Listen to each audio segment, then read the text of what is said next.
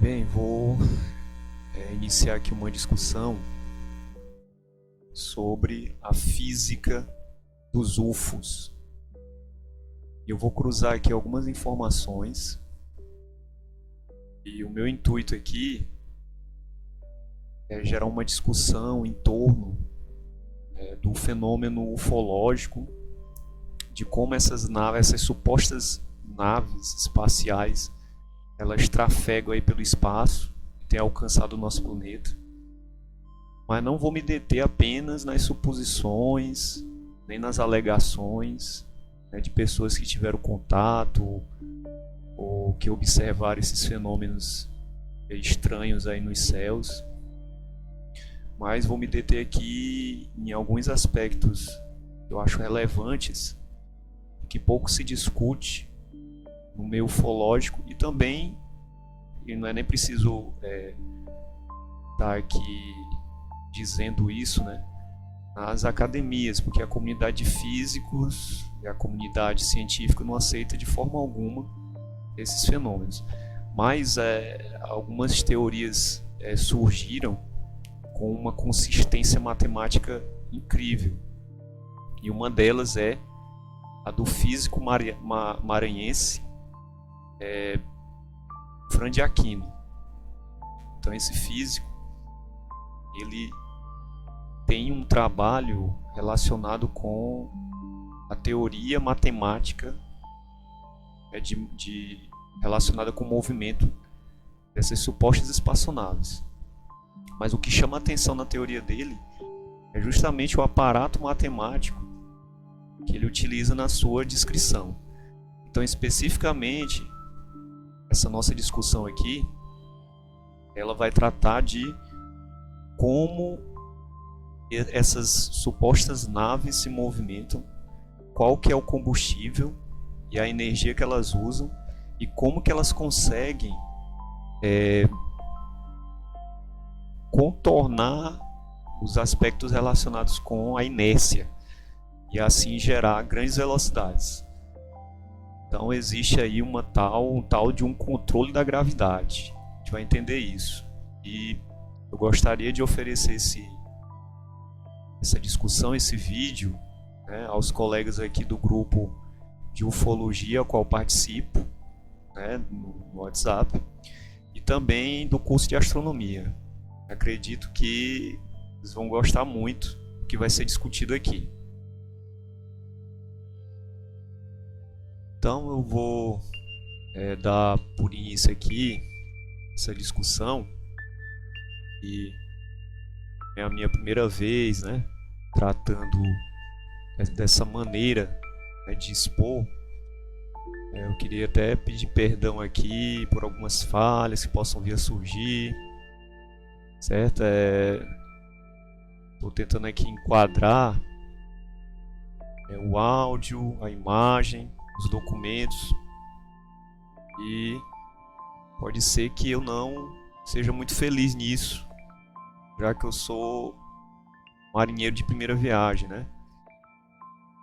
Então estou utilizando os recursos aqui, tentando da melhor forma aí deixar a coisa assim bem chamativa. E vou cruzar algumas informações aqui a respeito desse assunto. Então, primeiramente eu vou tratar aqui do livro que foi escrito pelo Fran de Aquino, um físico maranhense, cujo título é Física dos UFOs, a gravidade sob controle.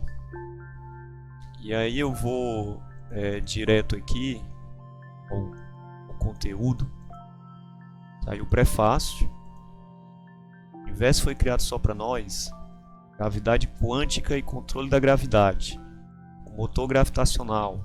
Energia gratuita. E aí ele vai tratar de questões relacionadas com espaço-tempo, comunicação interestelar.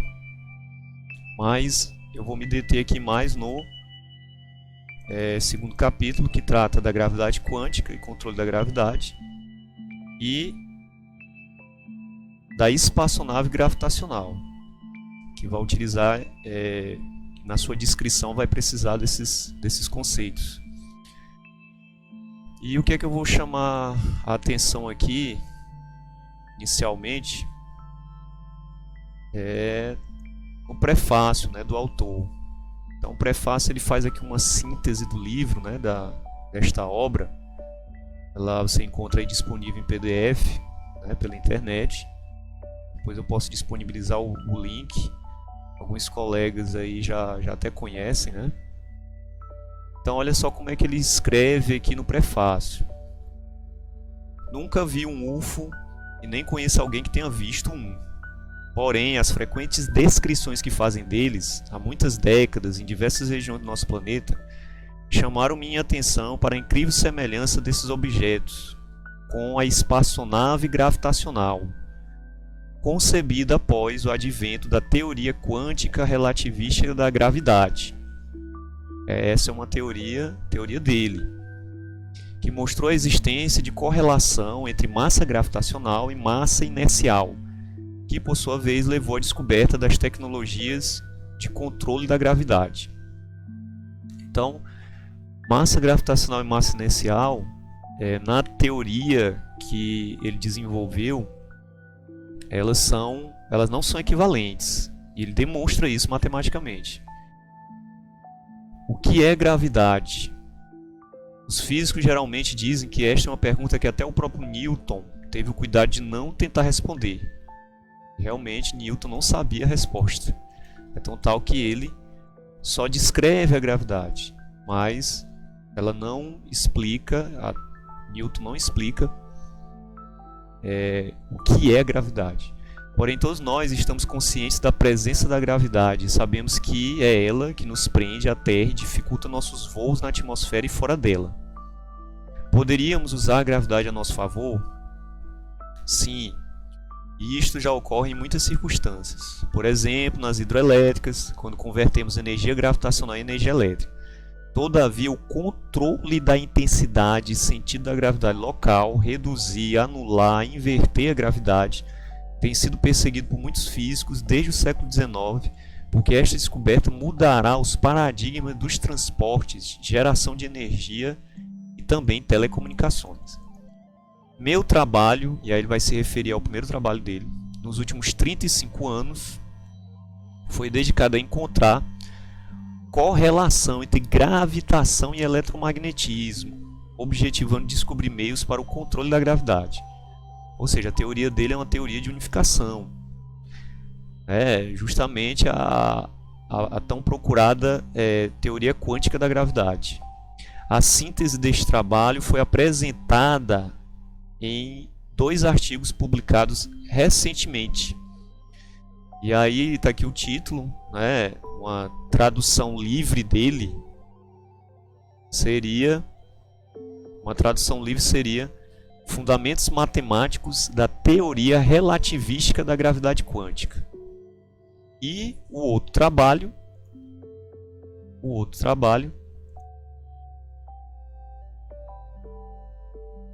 que numa tradução livre aí seria o controle da gravidade através do campo eletromagnético de um gás ou plasma em pressão ultra baixa. Então, estes são os 2 artigos que ele publicou, e vale ressaltar que ele não publicou esses artigos em revistas ou periódicos aí da academia, da academia científica, né, da comunidade científica, mas deixou livre aí em sites de depósito de artigos incomuns, né? Isso é bem interessante. Mas eu chamo a atenção pelo fato desses artigos, né, serem muito fascinantes, né? Para quem é da área, para quem curte esse tipo de assunto, né, que pesquisa muito a respeito dele. Então, o que ele diz mais aí? Neste último, apresento as tecnologias de controle da gravidade, né, no seu segundo artigo aí que ele une aí o controle da gravidade a um campo eletromagnético de um gás, né? Então ele apresenta as tecnologias de controle da gravidade que resultam do advento da célula de controle de gravidade, construída a partir da descoberta da correlação entre massa gravitacional e massa inercial, deduzida na teoria quântica relativística da gravidade apresentada no primeiro artigo já citado. E é interessante, né, eu estou mostrando aqui qual que é a equação, né, que ele expõe lá no seu artigo, e ele desenvolve toda ela lá. E aí você vê aí uma relação entre a massa inercial, né, que é mI0, e a massa gravitacional, que é mg. Então a massa gravitacional em relação à massa inercial, ela é igual a essa equação matemática, né, do lado direito, que envolve a variação no momento cinético da partícula, juntamente com a velocidade da luz e a massa inercial. Então, daí a gente já tira que a coisa é bem séria, né? Você não tem um trabalho aqui pseudocientífico, né? Porque ela é muito consistente. Então quem tiver acesso a todo o texto, tiver curiosidade de acessar o livro e lê-lo na íntegra, você vai sentir isso. Inclusive os seus 2 artigos, né? Que eles estão aí disponíveis em inglês. No segundo artigo é mostrado em detalhes que o controle eletromagnético da gravidade pode ter muitas aplicações práticas, entre as quais a espaçonave gravitacional, um novo conceito de espaçonave e voo aeroespacial que me referi anteriormente, o motor gravitacional, que irá mudar o paradigma na geração de energia, e o celular quântico, que poderá transmitir informações instantaneamente a qualquer distância no universo, tornando possível desse modo a comunicação instantânea interestelar. Então, essa correlação entre massa inercial e massa gravitacional, que se traduz aí através de uma teoria quântica da gravidade, tem implicações e consequências extraordinárias, né? Com esse aparato tecnológico que com certeza faria uma revolução no nosso planeta, né? Neste livro, tento socializar o referido trabalho científico, apresentando-o desta vez ao público não especialista, ao mesmo tempo em que procuro mostrar que a semelhança com os UFOs tem uma razão de ser. Olha só, os UFOs devem operar com a gravidade tal como as espaçonaves gravitacionais. Assim, para entender a física dos UFOs, basta compreender a física das espaçonaves gravitacionais. Então, esse texto, esse prefácio, né, no seu livro, ele escreveu aí em maio de 2009. Então, gostaria de trazer aqui um artigo da revista UFO e que vem tratar desse assunto. Então, no portal UFO, a edição 266, a revista UFO, a física dos UFOs, unificação de conceitos. Esse artigo foi escrito por André Luiz Martins aos 15 de março de 2019. Então, nesse artigo do ano de 2019, veja que da publicação da teoria lá do Franz de Aquino passou-se uns 10 anos, né? Então, nesse artigo é explorado o conteúdo dos artigos do Dr. Franz de Aquino. Então eu vou direto ao assunto aqui, que é o que interessa a nossa discussão a respeito da propulsão dessas supostas naves espaciais. Então o artigo é bem interessante, né? Você pode encontrar e está disponível online. Depois eu posso até passar o link do artigo. E o autor aí vai tratar de algumas questões de interesse também da paranormalidade, mas para a gente aqui o que interessa é o assunto relacionado aí com o controle da gravidade, né? Então ele trata aqui alguns trechos dessa relação entre massa gravitacional e massa inercial, que é o cerne, o núcleo da teoria do de Aquino, que ele unifica a gravidade e o eletromagnetismo. Então, vamos aqui direto ao item física dos UFOs. Então, o que foi que ele escreveu aí, né? De acordo com o livro Física dos UFOs, a gravidade sob controle, aí você tem aí a edição, o autor de 2009. A redução da massa gravitacional de uma nave permite que velocidades vertiginosas sejam atingidas com pouco dispêndio, né, com pouco consumo de energia propulsora. Além disso, deve ser considerado que os efeitos da inércia podem ser reduzidos de modo proporcional à diminuição da massa gravitacional em relação à inercial. Nesse sentido, caso a massa gravitacional fosse significativamente diminuída, uma abrupta mudança de velocidade seria percebida como um leve empurrão contra o assento, não causando desconforto maior do que o experimentado pelos passageiros na decolagem de um avião comercial. A teoria em análise justifica os movimentos repentinos associados ao deslocamento dos UFOs, sem que a tripulação sofra danos pelas chamadas forças G da gravidade. Então a ideia básica aí é que você tem uma amenização de uma das massas em relação à outra. E aí você tem o efeito de levitação, né, de leveza e de antigravidade. Franz de Aquino também desenvolveu as bases teóricas para um dispositivo denominado célula de controle da gravidade. Então, sobre esse dispositivo, a gente vai falar um pouquinho mais aqui, cruzando uma terceira informação, né, de um físico que teria construído esse aparelho. Trata-se de um cilindro semelhante às lâmpadas fluorescentes, preenchido com gás ionizado a baixa pressão e atravessado pela radiação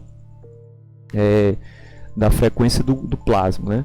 O campo gravitacional acima da célula pode ser reduzido ou alterado por um fator que depende das características do gás e da radiação eletromagnética aplicada. Tal dispositivo pode ser utilizado para criar gravidade artificial dentro de uma nave espacial idêntica àquela com a qual estamos acostumados na superfície da Terra. A teoria de Franz de Aquino também permite explicar o fenômeno das abduções alienígenas por levitação de objetos. Aí ele já dá um salto aí, né? E aí vai tratar de aspectos relacionados com paranormalidade, porque ele tem um outro livro que ele publicou que trata disso, né, o Franz de Aquino. Mas seria bem interessante a gente poder analisar mais detidamente esse fenômeno do funcionamento das naves espaciais, né, dessas supostas naves, à luz da teoria do Franz de Aquino. Então, como a minha proposta aqui é só de apresentar, né, apresentar de forma assim bem simplória a questão, a gente pode em outro momento se deter nesses aspectos mais técnicos, né, relacionados mesmo com a física hard. Mas antes disso a gente pode citar mais uma informação aqui que foi trazida pelo Bob Lazar e que tem tudo a ver aqui com a propulsão das naves espaciais. Então a gente vai fazer assim, né? Vai colocar aqui um pequeno trecho de um vídeo, de um filme que você consegue acessar aí facilmente aí na Netflix, né? Para quem tiver assinatura. E esse trecho é exatamente relacionado com a propulsão dessas naves. Então eu vou colocar o trechinho aqui para a gente ver. desse documentário, né? Cujo título é Área 51, e que é exatamente lá naquele trecho em que o Bob Lazar vai tratar dessa questão. Então vamos acessar aqui rapidinho. Vou só abrir aqui e vou procurar exatamente o trecho em que ele vai tratar da propulsão. Então vamos lá. We were to reverse engineer the power and propulsion system of this craft and see if it can be duplicated with available materials. I just want to go over with you what it is that you saw, to draw it out for people, to make a sketch. As you're seeing it, as if you're there at that moment, kind of go back in the past. The thing I termed the sport model. Underneath this floor, there are three large cylindrical devices. These are on mounts that allow them to completely swivel up to 180 degrees and in 360 degree rotation, directly above each one. Small rectangular objects. This is on the floor above. And these are the gravity amplifiers themselves. Looking down from the top,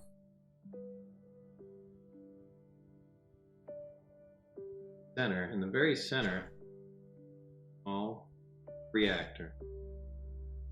Surrounding this, three equally spaced areas are the amplifiers. So this is looking at it sideways, this is looking at it down from the top. And under these amplifiers, underneath, or below, are the gravity emitters. So it's the reactor here, powering the gravity amplifiers. Gravity amplifiers output goes into the gravity emitters at the bottom, and the resulting gravity beam or anti-gravity wave can be pretty much put anywhere you want it to. Another level up here. Now I had access and was permitted to view and look at the operation of this main level with the gravity amplifiers and the level below the gravity emitters.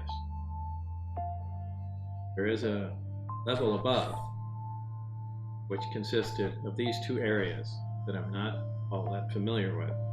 I assume these to be some sort of navigational engine. People call these large black rectangular areas on the top portholes. I believe they were some planar sensor array that just took in information from the surrounding area, whether it be patterns of stars or what have you. And there was their version of a computer or something to make determinations here. That takes input from those sensors and then let the craft know how to orient itself and where it was in space. So that's what I assumed to be up there. I don't know for a fact. Again, that was not part of my job, and I'm only led to believe that. The center antenna is really an extension of the reactor in the center, and that's a waveguide, which allows the emission of the gravity wave, which forms kind of a heart shape over the whole craft. That's how it creates its distortion. These gravity emitters can be swung all the way up to 180 degrees. And this allows the craft to essentially stand on two of them and hover, while this one swings up and creates a distortion in front of it, allowing the craft to slide forward. So that's how their low power mode, Omicron configuration operate. The Delta configuration uses all three, and unlike science fiction movies where you see flying saucers just flying along like that, they actually fly belly first. The craft flies along, leaves the atmosphere of the planet, it turns its belly to the destination, the three amplifiers focus in on the destination, and that's how it proceeds. So that's basically the operation of it and overall how things were laid out inside the craft. This is an alien spacecraft. Right, obviously.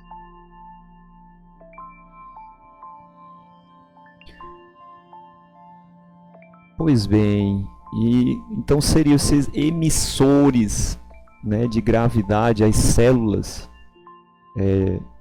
de antigravidade que supostamente fariam, realizariam essa distorção do espaço-tempo, produzindo antigravidade, né?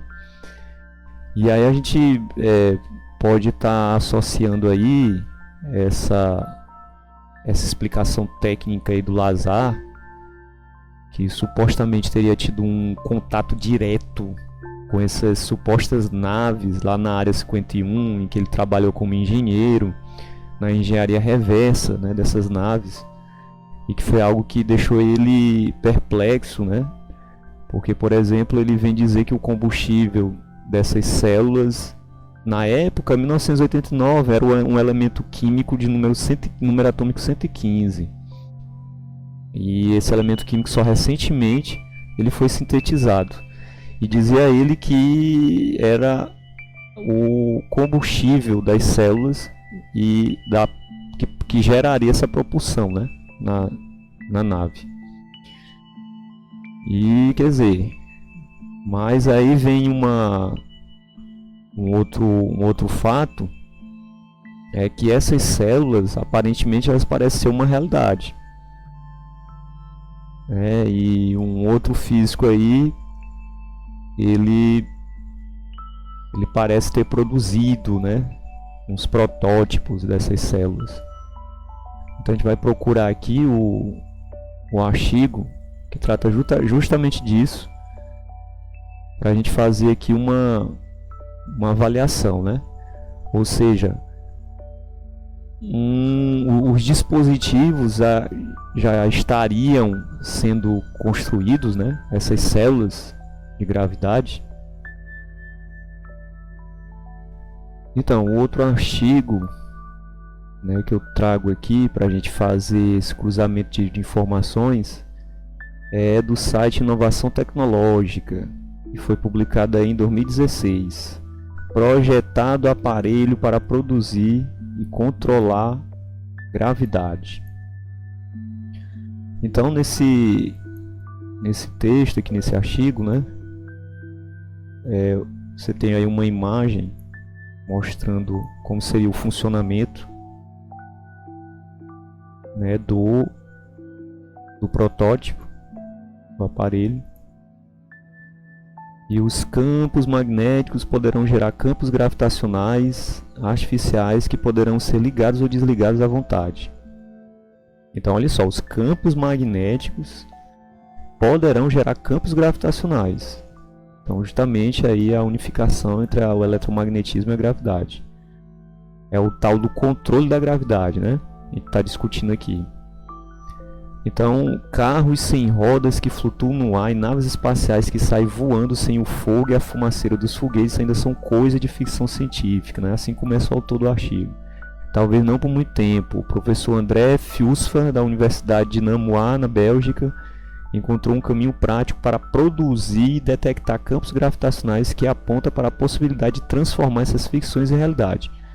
Bem, se ele conhece o trabalho do professor de Aquino, a gente não sabe, né? Ou se eles trabalharam de forma independente e cada um chegou num resultado, né? O de Aquino com a teoria e ele com o dispositivo, a gente não tem como saber, né? Pesquisei e não encontrei essa informação. Vocês podem procurar também. Então, o professor André Fiusfa, né, projetou um dispositivo experimental que permitirá criar campos gravitacionais usando campos magnéticos. Devidamente controlados, esses campos magnéticos terão o mesmo efeito de curvatura do espaço-tempo que as grandes massas dos corpos celestes. E aí a gente lembra aqui da descrição técnica que foi dada pelo Lazar, e aí a gente pode se perguntar, e será se o Bob Lazar tinha conhecimento, né, desse trabalho, desse projeto, né? Veja que as declarações dele, se você for olhar lá no vídeo da Área 51, elas são de 1989, e esse projeto aqui é mais recente, 2016, né? E mais traz traz essa inter-relação aí entre os campos gravitacionais e campos eletromagnéticos. Aí o artigo vem tratar aqui do princípio da equivalência, né? Gerar campos gravitacionais artificiais que podem ser ligados ou desligados à vontade é uma questão capturada ou deixada a cargo da ficção científica. No entanto, o princípio da equivalência, no coração da relatividade geral de Einstein, afirma que todos os tipos de energia produzem e são influenciados pela gravitação do mesmo modo. A fonte mais comum de gravitação é a massa inercial, que produz campos gravitacionais permanentes. Ao contrário, campos eletromagnéticos podem ser usados para gerar campos gravitacionais artificiais, ou feitos pelo homem, que podem ser ligados ou desligados à vontade, dependendo se os seus progenitores eletromagnéticos estão presentes ou não. Aí explica ele. Então essa é a fala do físico André Fiuso. Então ele faz aí um paralelo com a teoria de Einstein, né, sobre o princípio da equivalência. Então veja que o princípio da equivalência na teoria de Einstein trata da igualdade entre massa inercial e massa gravitacional. E a teoria de Aquino diz o contrário, né? Que massa inercial e gravitacional não são equivalentes. Só que ele traz isso no trabalho dele, né? Na teoria dele. Você vê que no artigo dele ele traz até essa relação matemática, né? que ele descobriu. Então, o domínio da força da gravidade. O dispositivo é baseado em eletroímãs supercondutores, como os usados, por exemplo, no acelerador de partículas, o LHC, ou nos aparelhos de tomografia. Embora fabricar um protótipo do aparelho vai exigir grandes recursos e provavelmente uma cooperação internacional, se realizado com sucesso, ele pode não apenas dar início a uma nova era industrial, mas também alterar nossa compreensão do universo. A capacidade para produzir, detectar e, em última análise, controlar campos gravitacionais permitiria produzir interação gravitacional da mesma forma que já se explora as outras interações fundamentais, o eletromagnetismo e as forças nucleares forte e fraca. Então aí o André Fiuso aí, né? Ele pode passar a história como um homem que abriu o caminho para o domínio da força da gravidade. Não só ele, então, né? Isso permitiria alterar radicalmente a matriz energética, eventualmente dando um adeus à era do petróleo. Carros sem pneus e sem motores a combustão, aviões silenciosos, rápidos de baixo custo, uma porta definitiva aberta para o espaço poderiam representar um novo nível de globalização, e não apenas para a mobilidade urbana e de bens, mas também para as informações. O domínio das ondas gravitacionais permitiria, por exemplo, fazer telecomunicações com ondas gravitacionais sem depender de satélites espaciais ou cabo de fibras óticas. Então a gente teria aí uma energia disponível a todo instante, porque seria um tipo de energia inesgotável, inestancável, né? Porque tem sua fonte na própria gravidade. E aí o artigo aqui vai fazer uma relação entre a ficção e a teoria, né? Da ficção para a teoria. Ainda será necessário esperar uma avaliação da proposta em termos de factibilidade de custos, mas agora é uma questão de passar da teoria para a prática e não mais do salto eventualmente infinito entre ficção e realidade. Se tudo funcionar como previsto, deverão ser campos gravitacionais extremamente fracos, adequados para pesquisas fundamentais, mas dificilmente aplicáveis na prática, mas pode ser um começo. Então, o protótipo, né? Fiuso acredita que, ao menos em termos de mudar a concepção da física, eventualmente mudando a compreensão da gravidade conforme ela é descrita por Einstein em sua teoria da relatividade, sua proposta está pronta para ser posta em prática. Finalmente, nós propomos uma configuração experimental possível com a tecnologia atual de bobinas supercondutoras que produz um desvio de fase da luz da mesma ordem de grandeza que os sinais astrofísicos em observatórios terrestres de ondas gravitacionais, escreve ele. Então é a fonte, o site Inovação Tecnológica. Então, a gente vê aí, né, que é uma proposta, diz que foi projetado o aparelho, né, para produzir e controlar a gravidade. Mas aí a gente vê até uma certa contradição, porque o aparelho não foi construído ainda, né? A manchete é meio enganosa aí, né?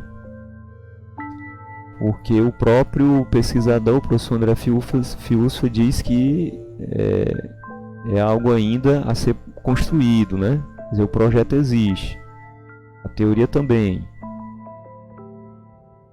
E aí em 2016 seria o caso da gente pesquisar um pouquinho mais, de repente encontrar alguma coisa relacionada com algo já construído, já produzido. Então esse vídeo era justamente para a gente casar essas informações e abrindo essa discussão, aprofundar, né? De repente outros vídeos a gente poderia estar aprofundando esse assunto, mas o fato é que a gente tem aí uma possibilidade, né, de que seja factível, né, a construção desses aparelhos, né, dessas células de gravidade, e quem sabe aí dar uma explicação para o fenômeno UFO, né, dos OVNIs, como é que essas naves puderam alcançar ou podem alcançar o nosso planeta e como é que elas se movem, tal como se movem aí pelos os vídeos, né, que são flagrados aí no mundo todo. Então a gente fica por aqui e a gente agradece a atenção de vocês.